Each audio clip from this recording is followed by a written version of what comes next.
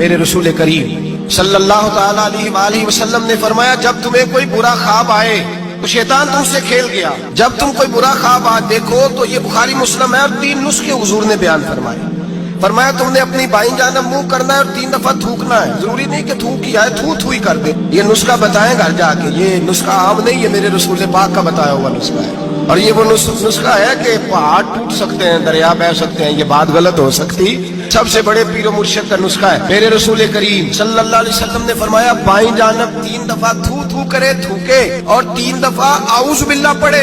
और फिर हुजूर ने फरमाया, ख्वाब का किसी से जिक्र न करे। किसी को ख्वाब सुनाना, डरावना ख्वाब आए तो किसी को सुनाना, बयान नहीं करना। ये हुक्म दिया है नबी पाक ने, हमें नसीहत फरमाई है।